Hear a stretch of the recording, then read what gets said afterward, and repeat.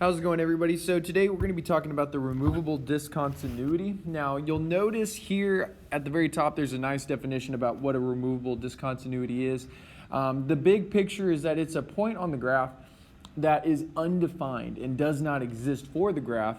And you'll notice in the picture below it, it has it depicted with kind of like this open circle, and it kind of does look like a hole that's like in the graph. Now you'll probably hear some textbooks as well as some teachers, professors in the future, they will describe a removable discontinuity as a hole in the graph. That's kind of like tomato, tomato. They mean the same thing, and so don't get hung up on the verbiage too much. Now directly below it, you'll notice there is some new things that you need to be aware of, okay? Now these new things are for rational functions and helping you identify the horizontal asymptote.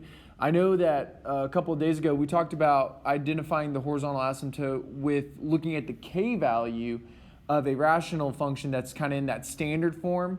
And so that's one way of doing it, of course, but here are three other ways of doing it.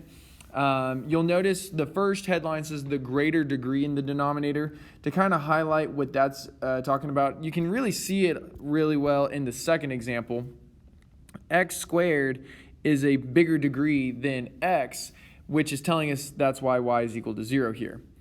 X is bigger than something that has nothing, which is why that one's y equals 0. So anytime the degree is bigger on the denominator, your horizontal asymptote is at y equals 0.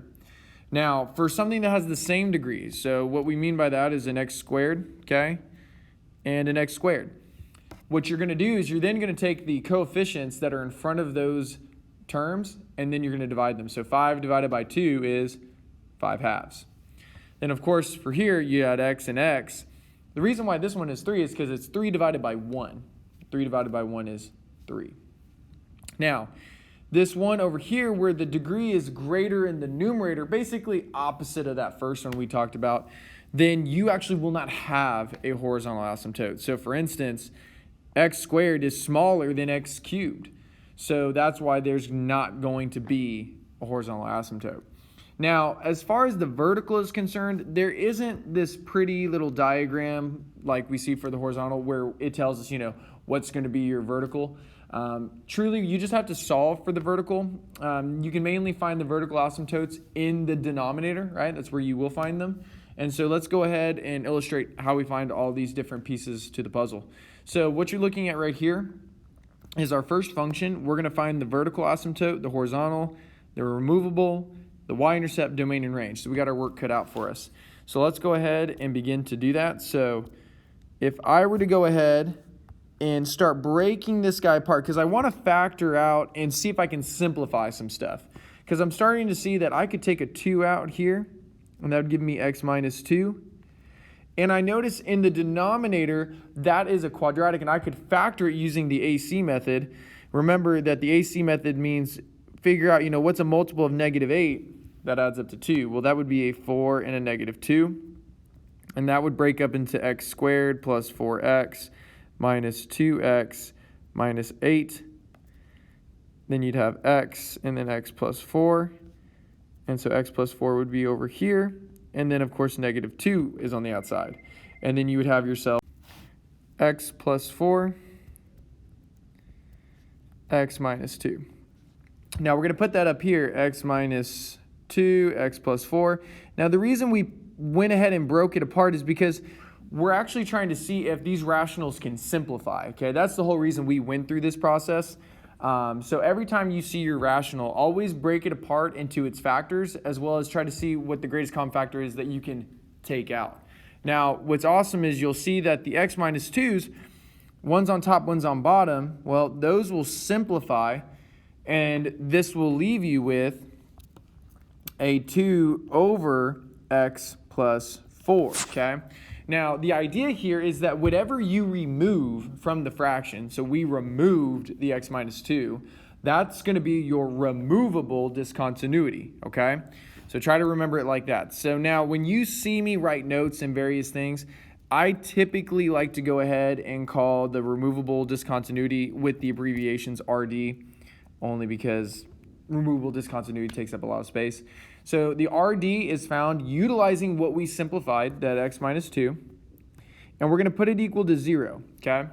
Now, what we're about to go through is a process to find the ordered pair and the location of that removable, okay?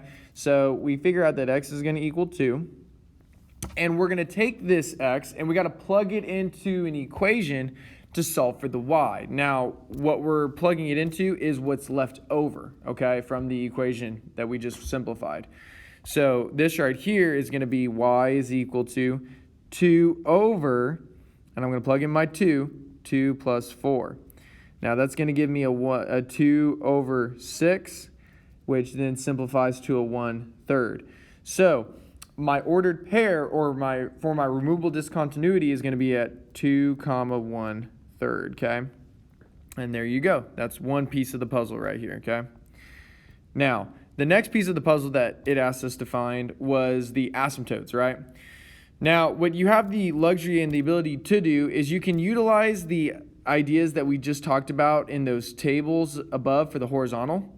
If you look back at the original function, you'll notice that the degree of the bottom is bigger than the degree of the top. That tells me right away that my horizontal asymptote is going to be at y equals 0. However, you could also utilize the idea of looking at your rational function within the standard form, and you'll notice he kind of already is, okay, because you've got your y equals 2 over x plus 4.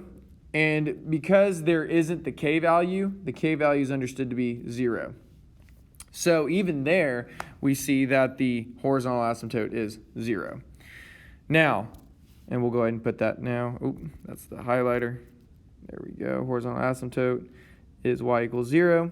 And now the vertical is found, okay, by looking at the denominator. And the denominator is always opposite, so it's going to be x equals -4, okay? And so we're very close. We found the vertical, the horizontal, the removable. Now we need to find the y-intercept. Now, the way you find a y-intercept is the same for any, okay? You want to make your x 0, okay, so you can solve for the y value. So what we have is we've got our f of x is equal to 2 over x plus 4. This is still the equation we use to simplify, okay? It's this yellow one, right? What I'm now going to do is plug in 0 for x, okay? And what we use for that notation is f of 0. And that's going to give me 2 over 0 plus 4, okay? Now, that's going to end up giving me a 2 over 4, which is also known as 1/2. Now, our y-intercept, we know the x was 0. The y part was 1/2. And so this right here is the last piece of the puzzle, okay? So there we go. We've got all of our stuff. And so we can go ahead and plug all this information in. So my vertical was going to be x is equal to -4. I've got my horizontal at y equals 0. I got my removable at 2, 1/3. My y-intercept was at 0, 1/2. And my domain and range I'm going to find out in just a moment. And if you're curious, do we solve all these rational functions just like this? Like, do we find each component the same? And the answer is yes. As far as breaking down the process into those little 3 green boxes I made, it's the exact same. Now, let's go ahead and graph it. So the first thing we like to do is graph the asymptotes first. It's probably the easiest thing to graph. And so I'm going to go ahead and put in my vertical at -4, so right here. I'm then going to put my horizontal right here at y equals 0. So just to keep in mind, this is x equals -4. And then I've got myself a y equals 0. Sorry about the bell, guys. And so then my graph is going to exist in this quadrant, okay? And then also over here, and I'm going to kind of zoom in to get a better, more precise graph. I had a y-intercept at 1/2, right? 0, 1/2. But then I had a removable discontinuity at 2, 1/3. And remember, we symbolize the removable with like an open circle. So the way my graph is going to look is I'm going to have it go through those points. Now, when you hit the removable, don't cross through it. Make sure it still stays an open circle. And there you go, ladies and gentlemen. There is your graph, okay? Now, the domain, we use set builder notation. We like to go ahead and say that, alrighty, the domain is x is such that x cannot equal where the asymptote is, -4, as well as it can't equal where the removable is located at 2. Same thing for the y. We have y is such that y cannot equal, and then we're going to say 0, as well as y cannot equal 1/3. Okay? And there you go, guys. That right there is how you find all that information for a removable discontinuity, as well as the asymptotes and where the domain and range exists. Thank you, guys.